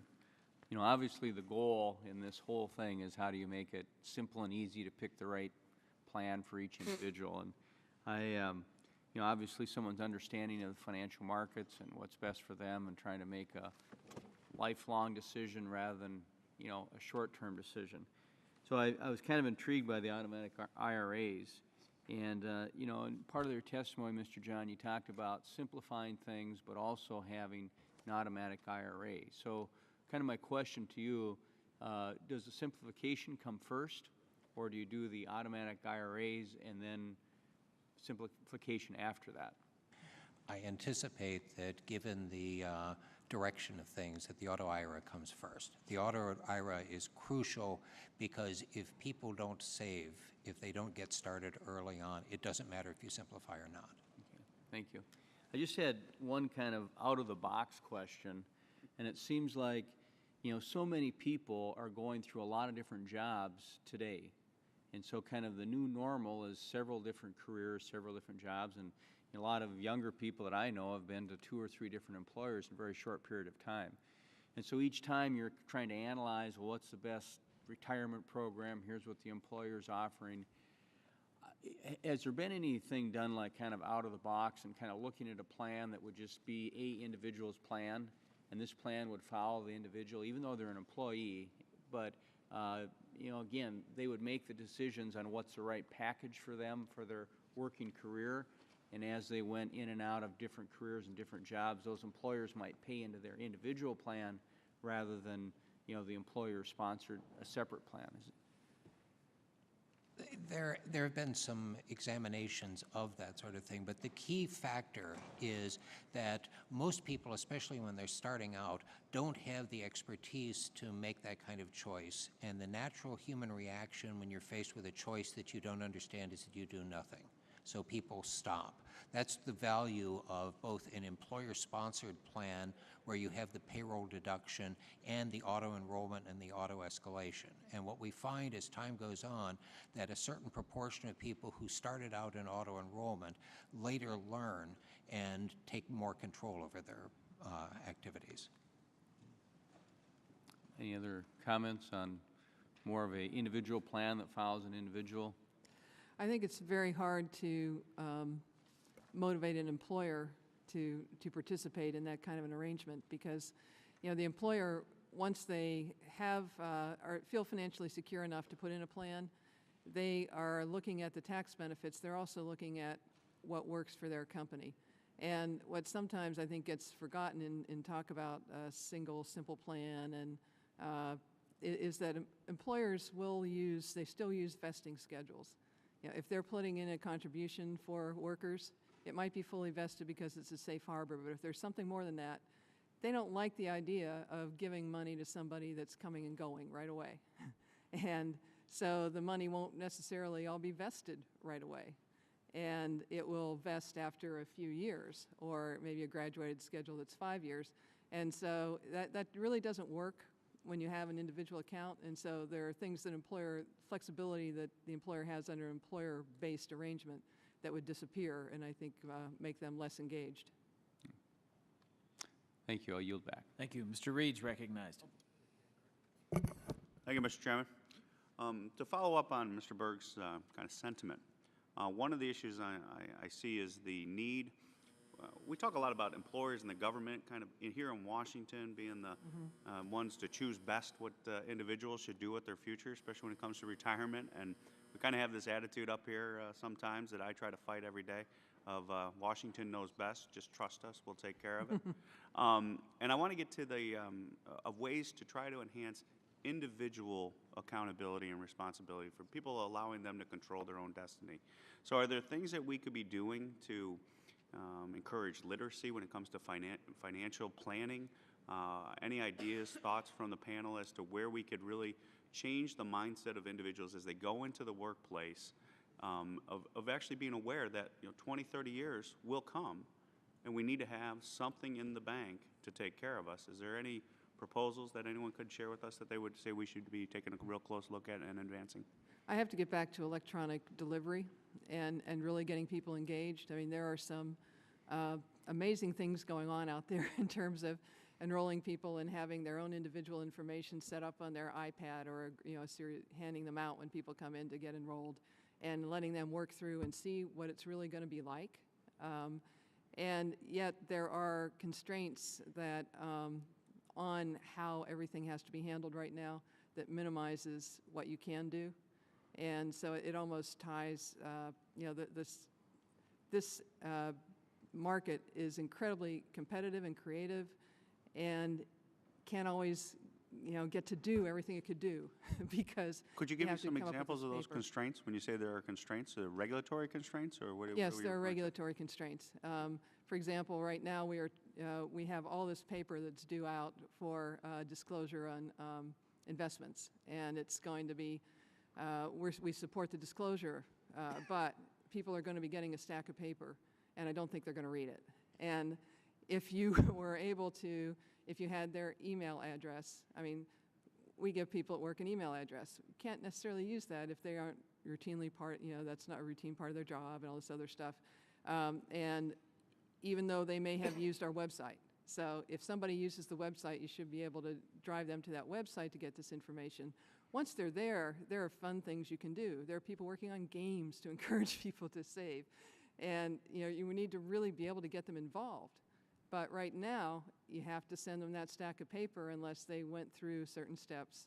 And it's just really, it's a major expense, and it really discourages creativity and truly engaging people, especially younger people that are so much into electronics. If we can't deliver this information on their iPhone, they're not reading it, and right now we can't. Mr. John, I see him nodding over there. Would just be interested. Well, I agree with everything Judy has said, as I usually do.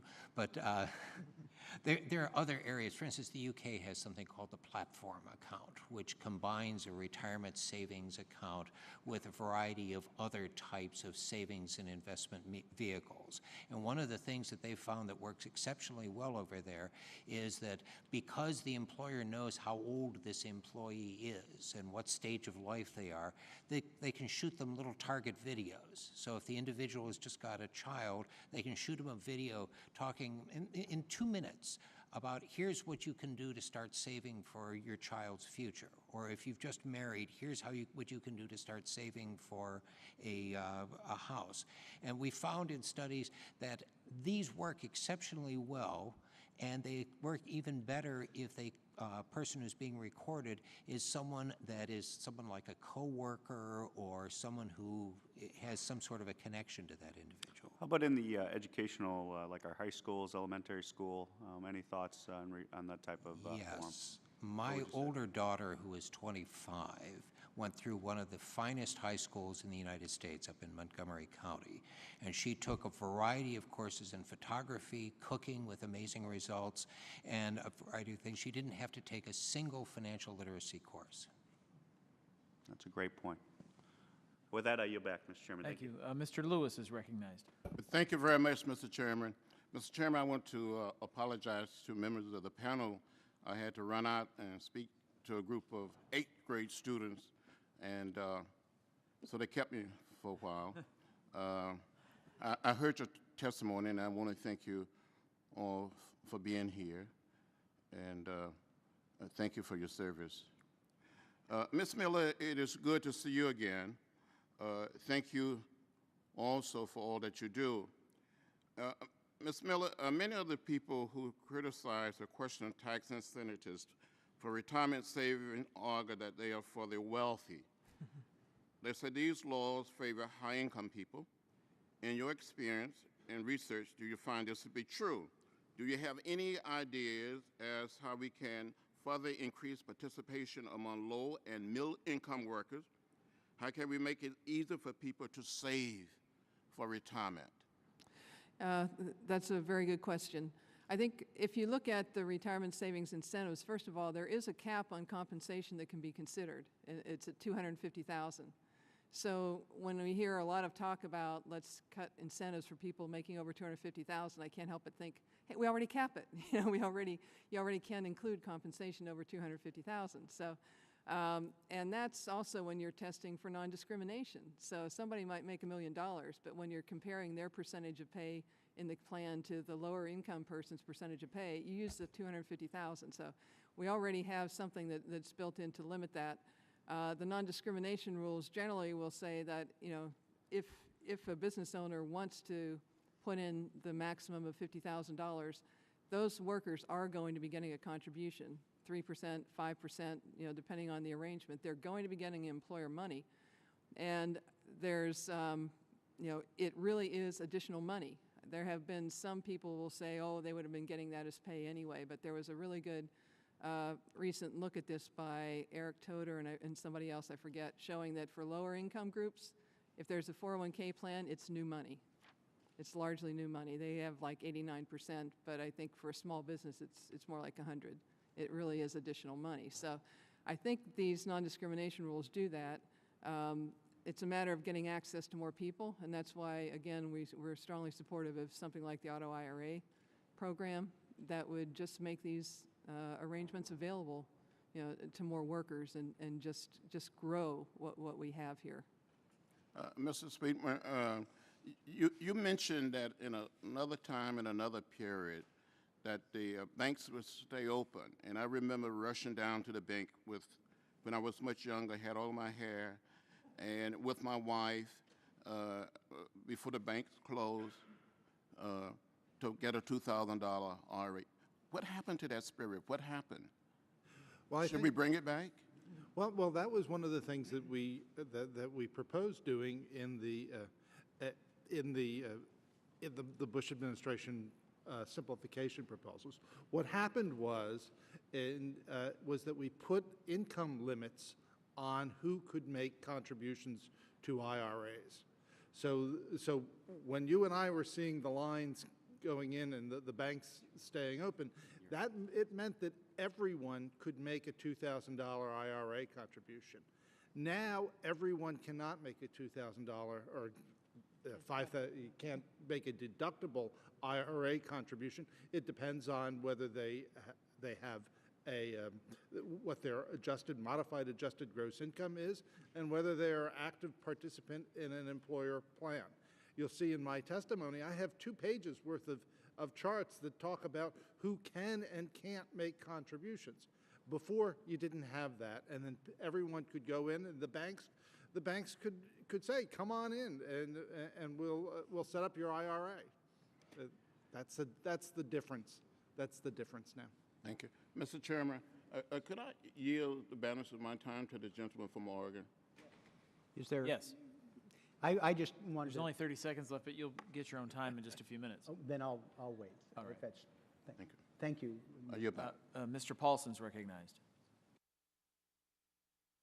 Thank you, Mr. Chairman. We've had a lot of good discussion. I actually appreciate the testimony in the hearing.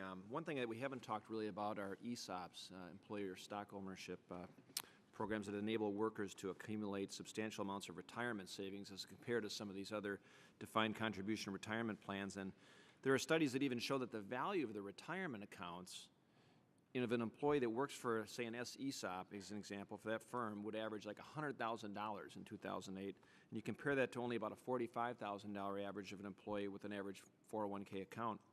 So I think that these statistics definitely show that ESOPs have been tremendously successful when it comes to helping workers save for retirement. And maybe, Mr. Sweetnam, if I can just ask you, should Congress make sure that we protect ESOPs in the context of successful retirement saving vehicles as we tackle tax reform and also attempt to simplify the defined contribution retirement system as well? When we looked at the retirement simplification, when I was part of the Treasury Department, we thought that the ESOPs were perfectly fine, and we didn't try to modify them at all. And I under my personal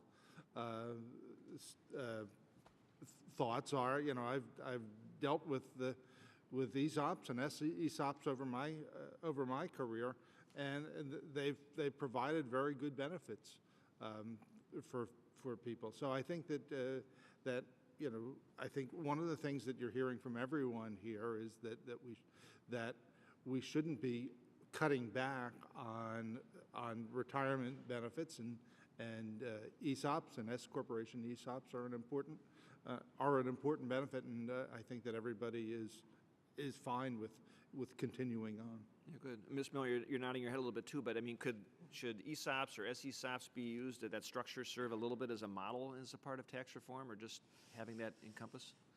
I think that it's important to maintain them. Yeah. I'm not sure I could say they're a model, because when you're dealing with an employer and what they should be doing.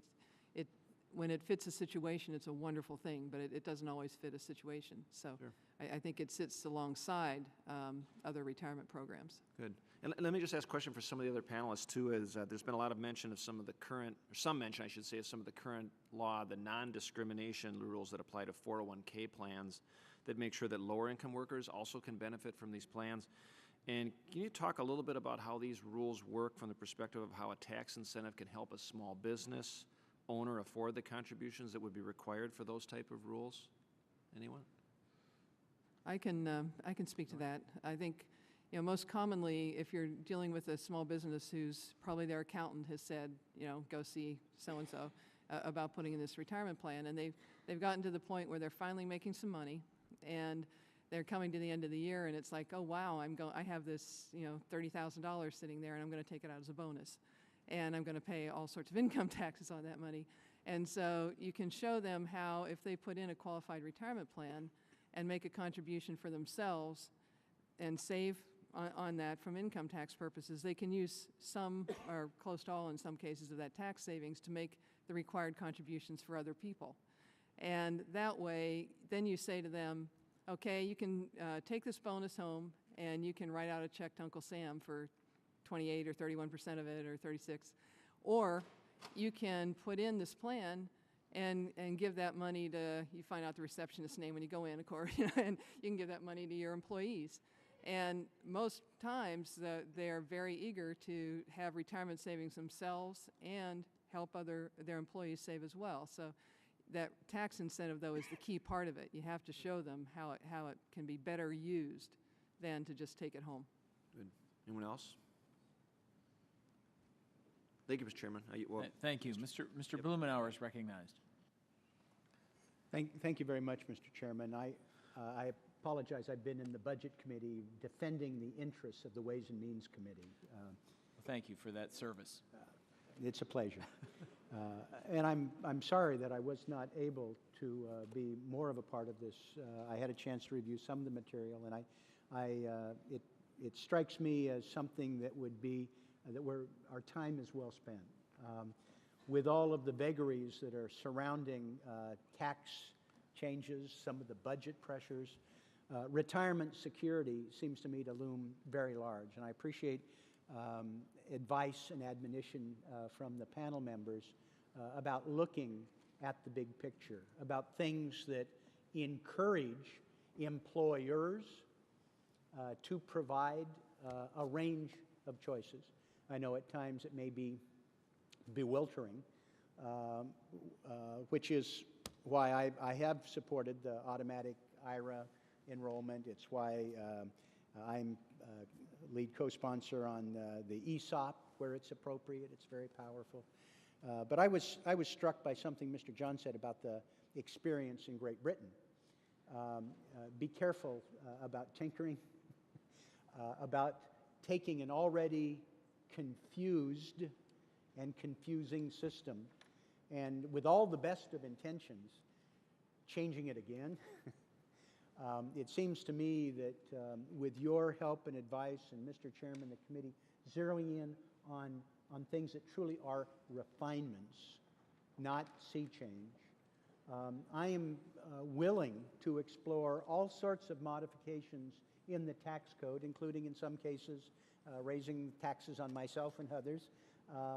But I think that the investments that have been made in the tax code to incent retirement savings, insurance, these are things that a lot of people are relying on. These are things that it takes a while for the consumer to be educated, and there are opportunities for a whole host of unintended consequences if we are not careful. So I wanted to express my strong support for the committee working on this, for the advice and counsel about refinement at a time when Americans have hit choppy water economically, where millions of people have lost what they thought was the value of their home. Maybe it was artificially inflated, but they borrowed against it and they were counting on it. Where retirement savings and college education accounts have been diminished. I think the advice that we're getting here about refinement, not tinkering, moving forward is well taken. And I hope it's something that we can work on together to strengthen these retirement opportunities, send clear signals, automatically enroll, incent innovative approaches, but have continuity and follow through, because it seems very, very important to me. And I appreciate the courtesy. I'm sorry I wasn't with you more, but I think your contribution is very important, and this hearing, I think, is very important. Thank you very much, Mr. Chairman. Thank you very much. And to another Ways and Means member who also serves on Budget Committee, Dr. Price. Thank you, Mr. Chairman, and I too apologize for not being here for the entire hearing. I want to thank you for your testimony on what is, I think, an incredibly important issue. And I want to hone in, and it may have already been discussed, but ask Mr. Van Hay and Ms. Miller, if you would, my sense, the small business folks at home, people that I talk to, tell me that there are impediments and obstructions into both the employer and the employee being able to contribute to what might be a more open, flexible, and I think you call it creative plan, Ms. Miller. What if you had to identify the greatest impediment that the government puts in place to either the employer or the employee for setting up a flexible, responsive retirement plan, what would that be? Mr. Van Hay? Well, I'll focus on the responsive part of that. One of the major improvements we've had in the retirement system in this country, certainly since 2006, is the increased adoption of automatic enrollment and automatic escalation of contributions. For a variety of reasons, a number of employers have adopted a safe harbor approach, this automatic escalation, which unfortunately currently has a maximum cap of 10%. I think if you talk to most financial planners, they would say that in addition to what the employer is probably matching, perhaps 3%, you need, especially for employees who are starting this process late in their careers, something more than just a 10% contribution per year. And I think if there were ways to not only, first of all, have employers increase the default contribution rate, as David had already mentioned, from perhaps 3% to 6% or more, but to allow those employees who want to automatically allow their contributions to escalate over time to go beyond the 10%. So you'd increase the cap? Yes.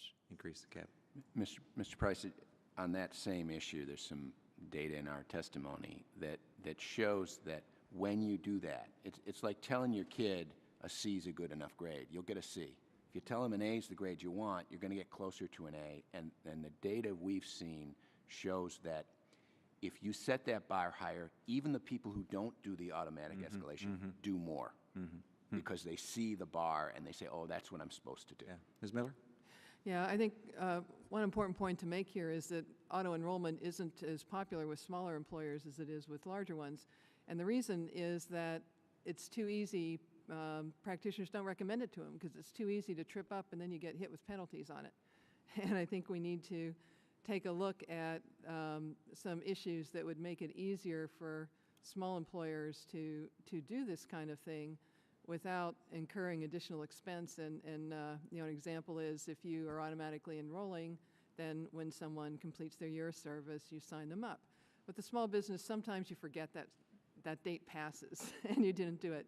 And you get to the end of the year and whoever's doing your retirement plan work says, oh, so-and-so should have been enrolled. Well, if they happen to only have missed a few months, that's okay. You can get them signed up. But if they were out for close to a year, the small business owner to do this safe harbor correction not only has to put in whatever match they would have made, but they have to put in the automatic enrollment contribution too. So the employee got their salary, but they also get the employer money. And it's just so much hassle that they just don't want to bother. And that makes no sense. If to make the match, yes, not to have to put the contribution in. Also, small business deals with top-heavy rules, where if over 60% of benefits are for key people, then there's a minimum contribution of 3% of pay, which is fine. But if the owner wants to be nice and let everybody contribute to the plan, even if they haven't had a year of service in, suddenly they have to make the contribution for everybody, which, as I mentioned, if they're going to be short-term, they really don't want to. So they really are constrained by some of these things that are particularly difficult for small business and really would be pretty easy to clean up. Thank you. My sense is that there has to be a right balance between this competitive and creative market that we want out there and regulation. Ms. Miller, would you say that that balance has been struck right now, or are we out of balance? We have there's room for improvement. let me definitely room for improvement.